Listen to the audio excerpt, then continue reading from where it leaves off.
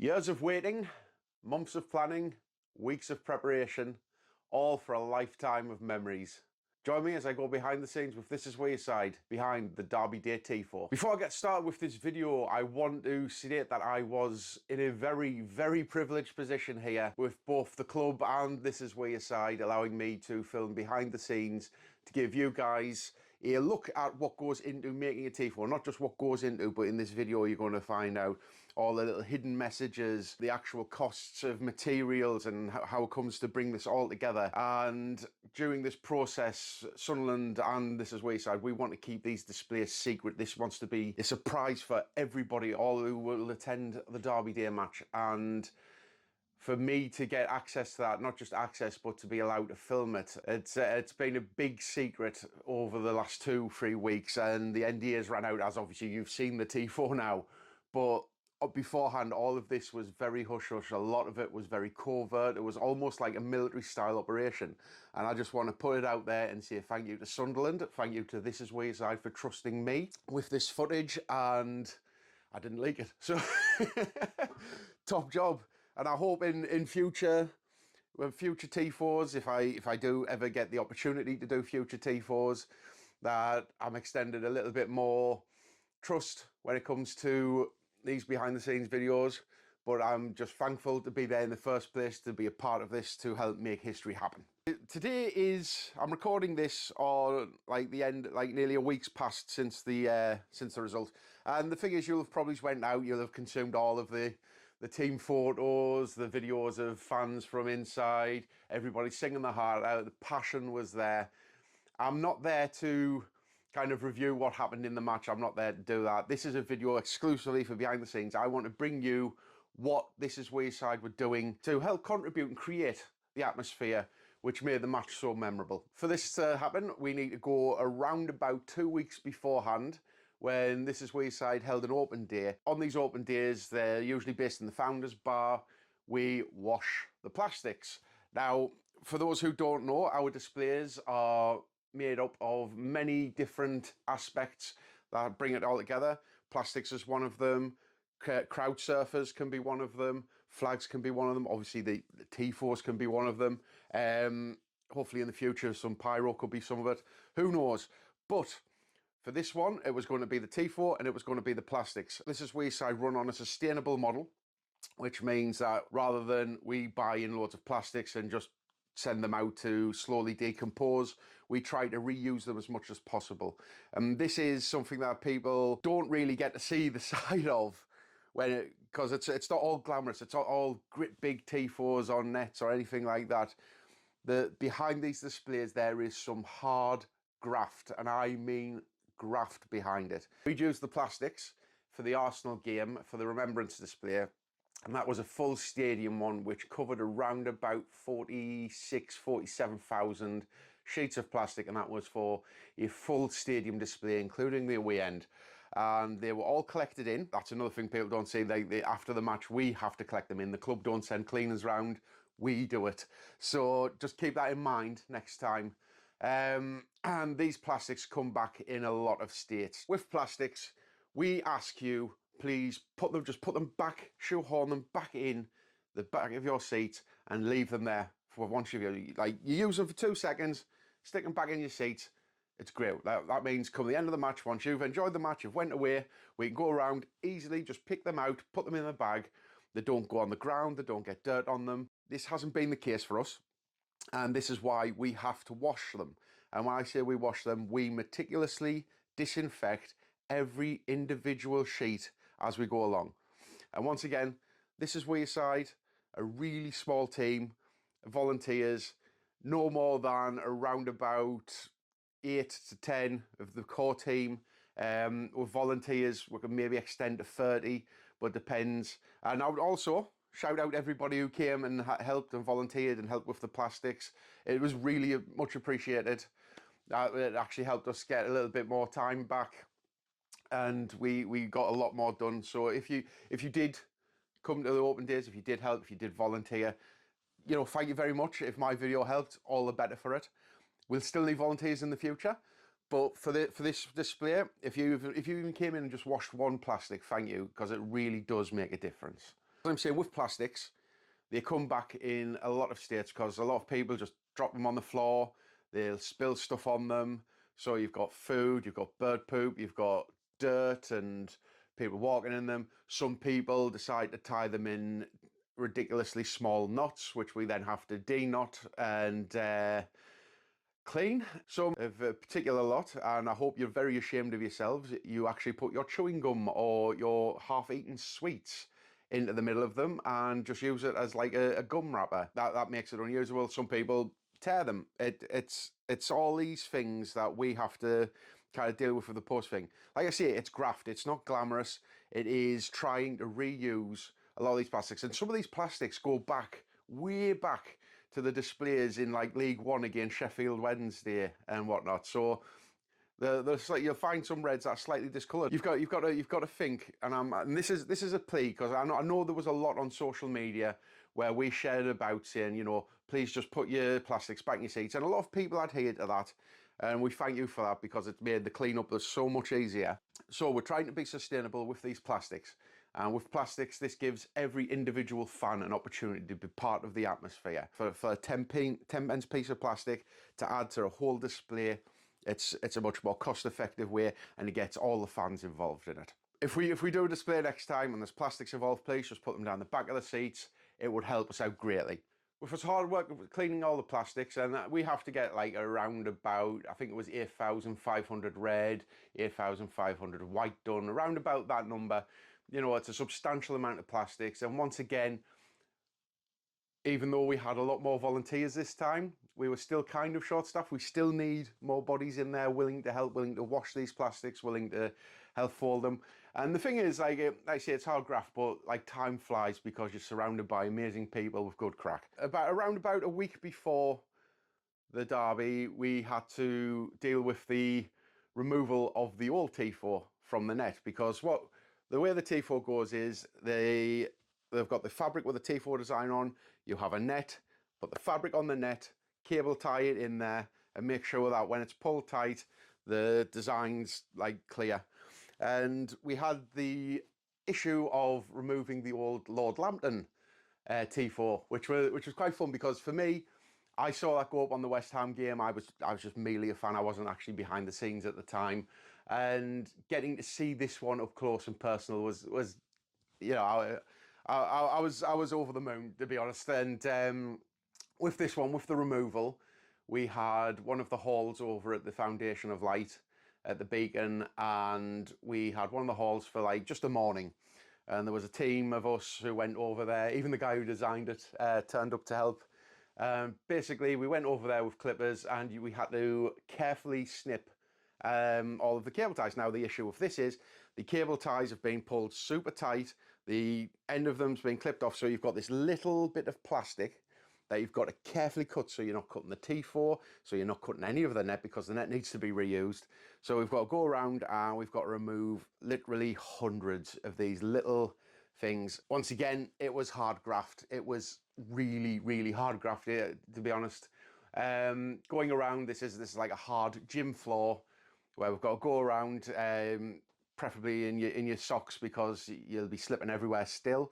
On the net, your foot gets caught in the net, you trip up, you know, the Tifo slippy on the surface. Oh my God, there was so many like problems with it, but we had the team go around and snip away at it. And then it was a case of removing the net from the Tifo. And once again, this Lord Lambton Tifo was amazing to see up close and personal. Like I say, I saw it as a fan, and like just seeing it in person, being part of it, just to be able to touch it, really, it was like a little fanboy moment for myself. And it was amazing to see like the scale of it up close. And once we'd removed it, we removed the net, then we removed the Tifo, separated the net, put the net in a bag for itself. For the new Tifo, all Tifo gets folded, put away into storage. When we remove the Tifo, basically the club then takes the Tifo to do what it wants with. They'll take the Tifo and they decide what to do with it. And in the case of the Wembley Surfer or the Coventry one, it seems that they've upscaled it to bucket hats, bum bags and tote bags, which means that you can go out there and you can actually buy like a legitimate piece of Sunderland history, which is great. And I'd like them to do something similar with the Lord Lambton one. I've put forward an idea. If it gets taken or not, that's up to them, because the club have obviously got to sell it off in merchandise. And I think it'd be a nice little keepsake for people, you know, because these are memorable victories. These are memorable days. And even with the Derby Day Tifo, I dare say they're gonna end up taking that, recycling it, repurposing it, and selling it off in bits, either in merchandise or something, because that helps recuperate the costs that they've put in on their end. So we're not just spending 30 grand on a Tifo and then we're just leaving it in a warehouse somewhere. These will be repurposed. These will be made into little keepsakes, little bits of memorabilia. I think it's fantastic. Like, somebody who collects like Sunderland memorabilia and merch and whatnot, I think it's fantastic that the club's doing this. The Tifo doesn't go to waste, and it gives it back to the fans. You yourself will get to hold a piece of history. Monday comes around and it is time to put out the display. Now, with these displays, there were many different designs, and I've got some initial concept art here of what the design could have looked like. And we went with either red and white stripes in different ways, the corners in red and white, like horizontal stripes. There's some of them where it's just like blocks. And they play around with lots of different display ideas and that, like the backing of the Tifo obviously being the focal point of it. But maybe there was a plan to have like either like a white circle around it to kind of make it pop a little bit more. Different types of like the white circle with the red and white stripes either side. So we do play around. It's not just always red and white stripes for the displays. There's a lot played around with, and a decision is made by the club at the end as to which design they prefer. And we obviously go out there and execute it. I was lucky enough to help out and be tasked with putting in the outline, and I've got here like some of the initial copies of the design.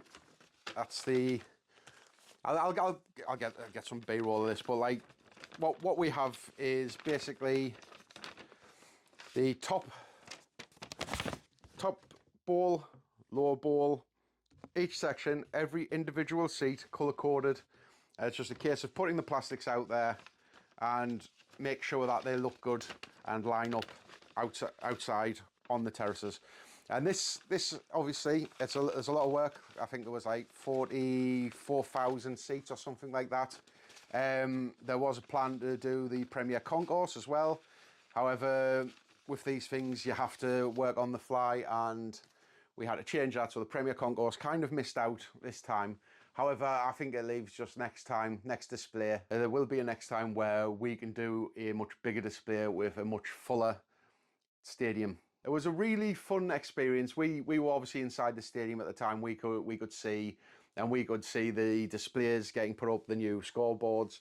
There was hope that both scoreboards would be done. However, you know, these upgrades take time, and obviously we then have to work around what's going on in the stadium. And with that being like the scoreboards, we weren't allowed to do any of the stands underneath the cherry pickers for health and safety. So while they were doing the scoreboards, we had to focus on other areas. So it wasn't quite as organised as we'd have liked, as we had to scatter around over the weekend. But eventually we got everything done, everything set in time. I believe it was Friday that we were actually done by, so we actually had that extra day.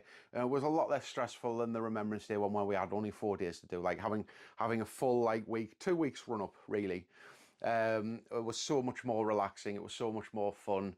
Like I say, we had a lot more people volunteer, which was great, and if you did volunteer, thank you very much. We get to the Monday and we have to unload the new plastics which have arrived, and it just by happens to be in the same box that the Tifo gets delivered.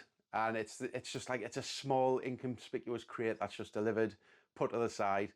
So I was there when we got to take all of the Tifo out. Obviously I didn't see it unfurled, I just got to see like little bits of it, but it was exciting nonetheless, as we took all of the cable ties out, all of the red and white plastics, put them on a table ready. And we used the new plastics obviously behind the Tifo, because that'll make it pop a lot more. So if you're sitting in the rotor end, you're obviously going to get new plastics, because if the Tifo is there, the club obviously want to make it look brighter and vibranter, so obviously new plastics go there, whereas the more recycled plastics will be like the rest of the stadium. Once again, trying to make it sustainable. The amount of turnover that we've had when it comes to like the remembrance display and whatnot, these new plastics always need to be ordered in anyway, and it just seems a bit more common sense just to get the new plastics to make the display really look good. So we worked on the lettering. This wasn't in ideal conditions. When you're out there, like say at the stadium, no roof, you're going to be subject to all of the conditions and all of the weather. And we were working in the pouring down rain. When we're putting out these plastics, obviously, especially the lower bowl, we are subject to all of the weather conditions, and it just by happened to be super chilly wind, raining sideways, heavily raining at times. So for most of it, we actually tried to focus on the upper bowl and hope that the weather would improve. It did kind of improve, but we are in winter now. And so, like I say, it's not glamorous. It's not a glamorous job. It is graft, but the final result is worth it, isn't it? We've worked hard. We've put everything out as we can. And I believe it came to the Thursday, and that was the day that we put the Tifo on the net. Now for this, we obviously we're not doing it in the Beacon. We got to go to the Academy of Light, which is already like heavily security. We go to one of their barns and we put the Tifo onto the net. Now this was another one of them things, like high security, high secrecy. Everybody had to put their phone into a box, sign your phone out and whatnot. They wanted absolutely no leaks with this. We were lucky enough to get permission to film like what we did. And I've got the time lapse has been put up of like everybody putting everything together. But just getting to be a part of this team that puts a Tifo together, there was a lad from Aberdeen down, and there's a couple of lads who've got work on Tifos who've helped out with other clubs and whatnot. And it was marvellous. It was a marvellous team. It was a marvellous experience just to be there. And the thing is, like, it's a lot softer under your knees, I'll say, when you're trying to put the Tifo on like an AstroTurf rather than a hard gym floor for the first thing. But putting this Tifo together, this was the first time that I got to see the Tifo all laid out, unfurled, flattened. It's already stretched on the floor, and then all the team of us go around with the net. You've got to tighten the net, make sure the net's tight as possible. You've got to position it right, put the net down in the right place, and then it was attached the top of the Tifo with cable ties. And then as a team, you went down in rows, trying to be as straight as possible, attaching bits of the net with cable ties. And it, like I say, it takes hundreds of cable ties. There was about a team of 15, maybe 16 of us at the time doing it. It took us all about an hour and a half, just over an hour and a half to get everything done. And you've got to be meticulous with it. You've got to be, because this is something that you've got to think this is going to go up. The whole stand's going to get it. And you don't want anything to come loose. You want to make sure that all the equipment is sturdy, everything is stable, everything is clipped on. So you've got to take your time with it. And this was my first experience of putting something on this. Obviously, there's some of the team that's obviously done it before. But it was an enjoyable experience, like actually being there in the academy. And this was around about the time when the press conference was going on for Reggie's. So it was good to be in and around that kind of atmosphere. Little things like that. The Tifo then gets like packed up and moved out to a secret location to where it's then unpacked in the stadium, and we go for a test lift. One of the things I wanted to do for this behind the scenes was to give fans a proper look at where the money goes. When you donate to it, you are asked as a fan to add extra money to it. I think we raised just over £15,000 for this display. And the thing is, when you're asked to like fund something for a crowd surfer or for a display of any kind, you're kind of putting your blind faith in that the funds are going somewhere productive and it's going towards like the actual display. And personally, me as a fan, I was always interested to see where the money goes, because it's just the curiosity, isn't it? And you can understand that why when they do these displays, that there has to be the secrecy around it. You can't give away what the design is. You can't give away, like, you know, what the layout's going to be like. You want everything to be a surprise, and it's kind of like a blind boxing. You're kind of gambling when you donate to it in a way. With me doing this behind the scenes, I asked for permission to see if I could get a look at the finances of this Tifo, and they were more than willing to help, because they too, this is Wearside too, want to be transparent with fans to show you what you get for your money. And like I say, like sheets of plastic can be like 10 pence, flags can be like anywhere from like 25 up to like £50. Crowd surfers, you can go anywhere like 8 to 15 grand depending on size and complexity and whatnot.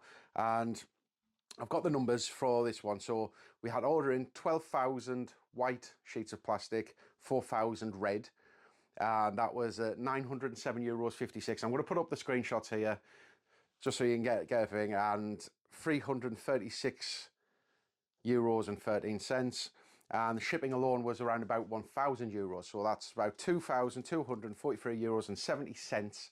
Don't know what the conversion rate is. I understand the pound's pretty similar to it, just a little bit off, so maybe around about 2 grand there, just on plastics alone. And once again, this is one of the reasons why we say, please respect your plastics, please keep them clean, put them back in the sea, don't tear them, don't damage them. You know, we'll clean them, we can reuse them, that's all fine. But for this moment, we've had to spend around about 2 grand extra on bringing in more plastics. Now, the big one, what you're all hoping for, is the Tifo itself. It was €5,950, and that was just for the Tifo. €176.34 for the ties, around about €900 for delivery. So that's around about €7,026.34. So all in all, there's around just around about 9 grand. I'd say about 9 grand's worth there. So when we've funded, we've kind of raised the money for that.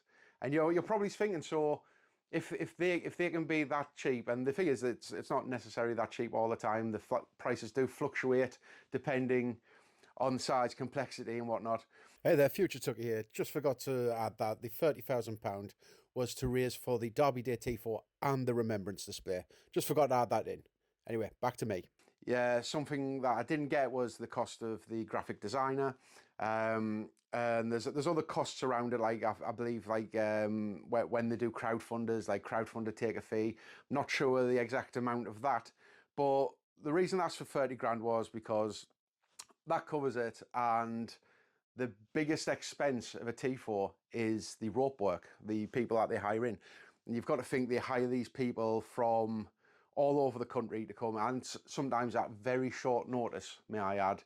And then they've got to come in with their core team, and then they've got to go out to agencies and bring in people from outside in the agency to help with the rope pulls. There's like a team of about 20 people involved there.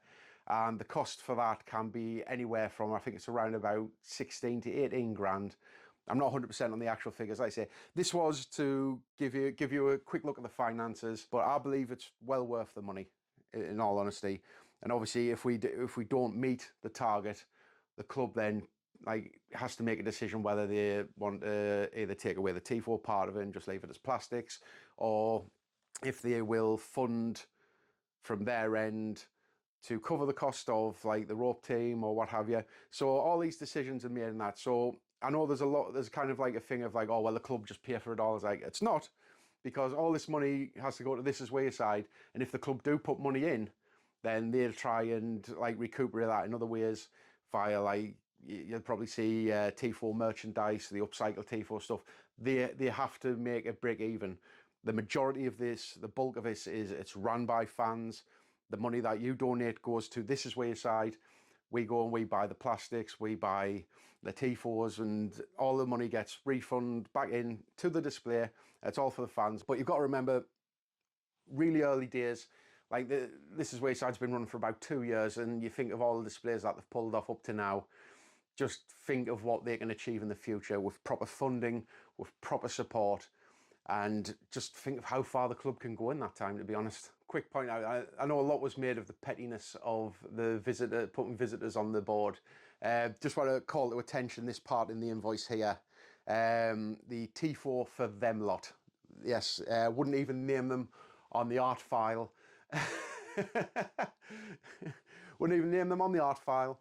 So the pettiness has run deep.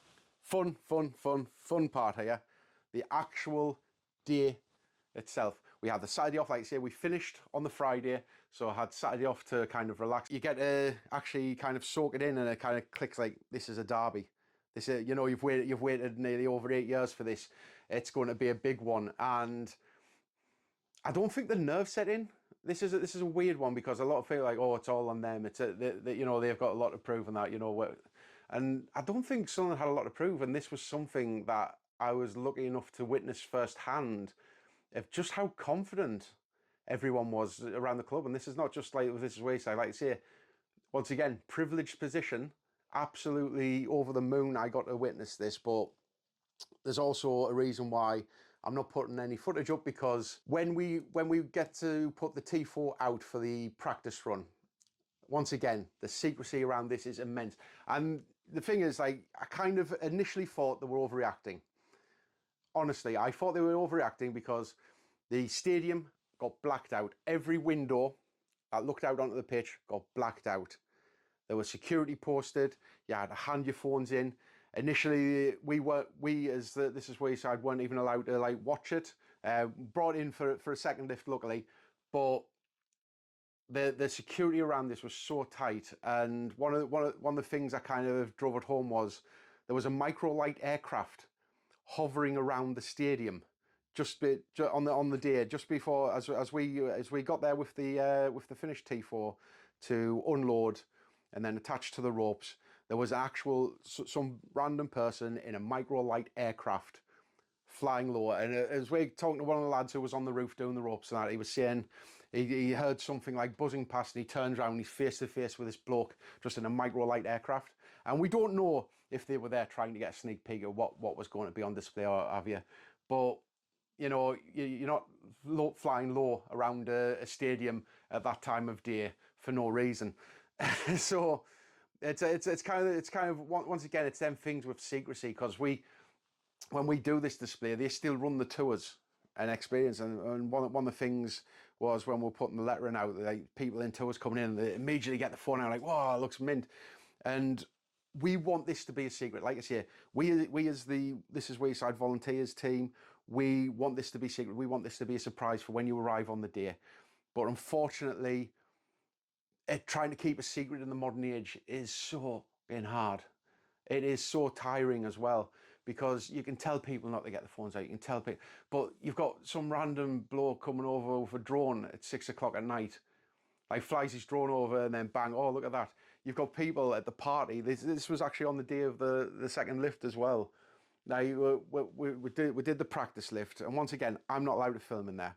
It's that big that the executives that were in attendance, all of the top brass of Sunderland AFC alone, they had to hand in their phones. That's how big this was.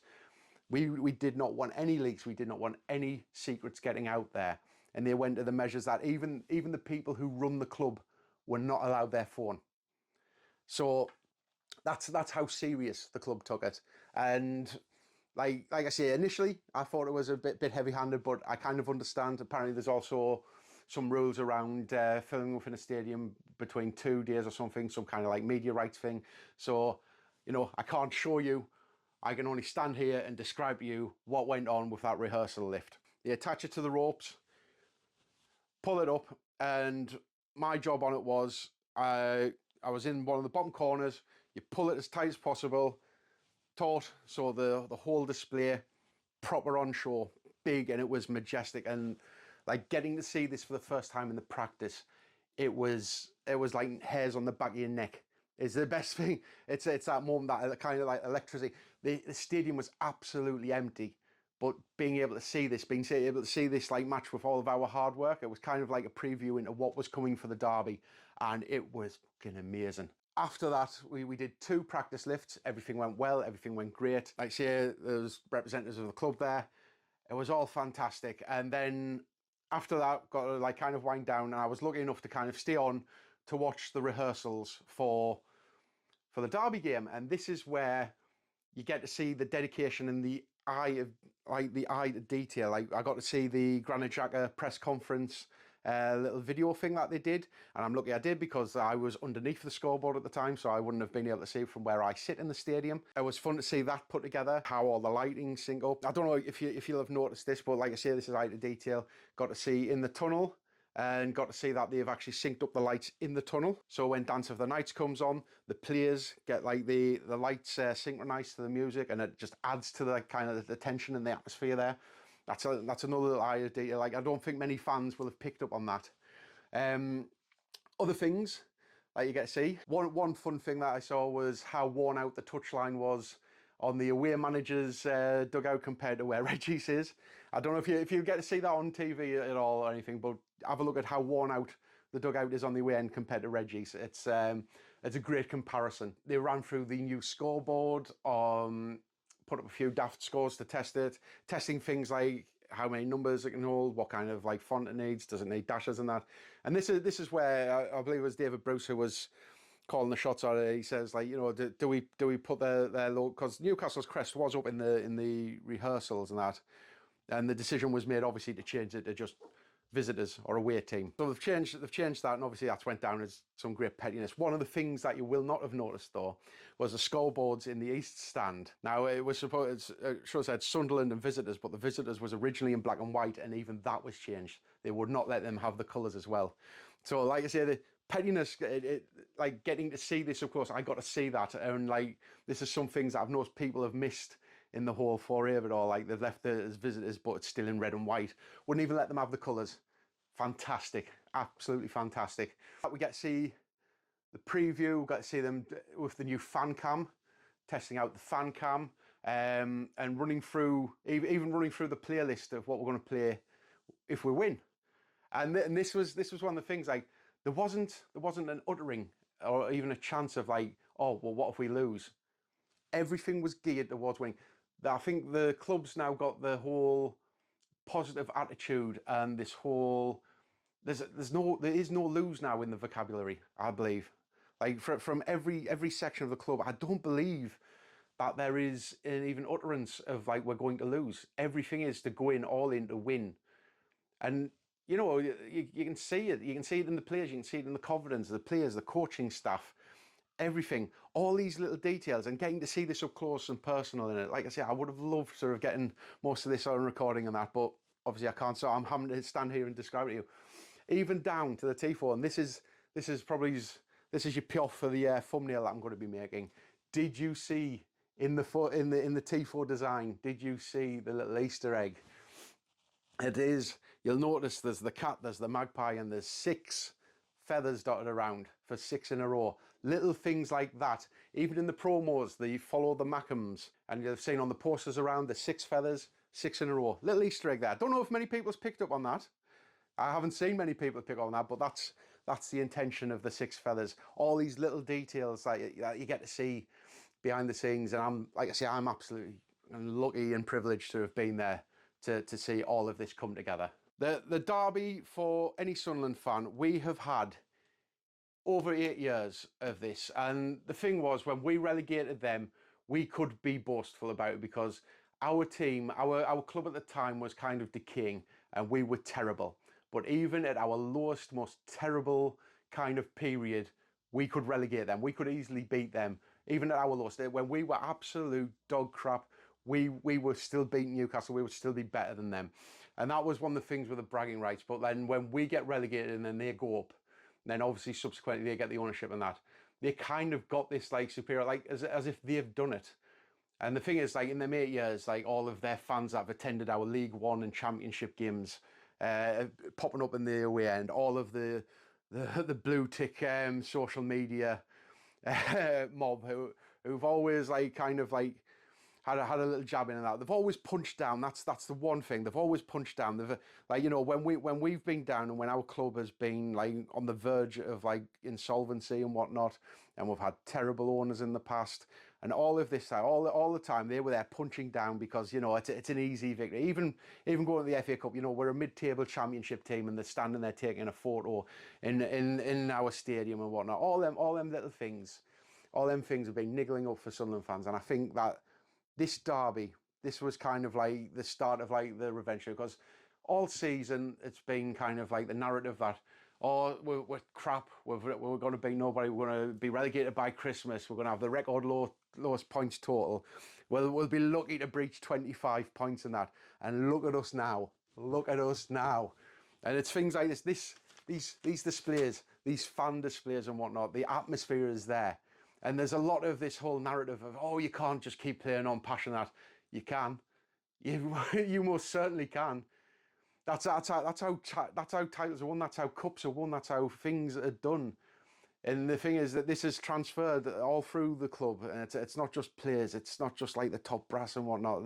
The eye to detail, the fans have picked up on it too, and we are reaping the rewards. This result, this derby alone, it's just, to us it's big, but it's the sign that this could be the start of something much bigger, much bigger, and something that I think historically the club, and you can feel it, and you can feel it in the air, you can feel it like in the atmosphere, like at the match. And I was lucky enough, like I say, when we put that Tifo up, and I've got the footage from my like first person point of view. I lifted that Tifo up and I'm looking around the stadium, and it's just red and white, just whole red and white. Flames are going up. Everybody's shouting. The noise is down. This has been the loudest, and it's weird to say, because in 2025 there's been so many games where it's like that's the loudest I've heard the stadium has been said after a match, but this has been the loudest it's ever been at the stadium for a long time, if not in its history. And it's all down to the way this team is playing, the way this club is being run, and the belief that us, the fans, have. And it is such a privilege to be there and just to be part of it, just to add a little bit to that atmosphere. And I'm hoping that as we go into 2026, that we build on it, and we don't just build on it, but we absolutely knock it out of the park. The passion's there, and this is Wearside, we are some of the most passionate people. Like, personally, for me, I'm kind of a latecomer to this. These people have been there since League One, since the Championship, and they've helped out with displays, and it's all the little things, all the little details that they've added to this club over the time that has gradually built up. And you see the images of the Tifos, and these are things that are shared by thousands, hundreds of thousands, if not millions of accounts, and like about 1 billion people see them, if anything. And the value that they add to this club, just in exposure alone, like the 30 grand what they need for a crowdfunder is an absolute drop in the bucket compared to what this club will get back in return from publicity, from just being there, just having a striking image there. The amount of people who I've seen who've had the Black Cat as their banner, or then switches to the Lambton Worm banner, and now it's the Wearside, the Cat Maul and the Magpie banner.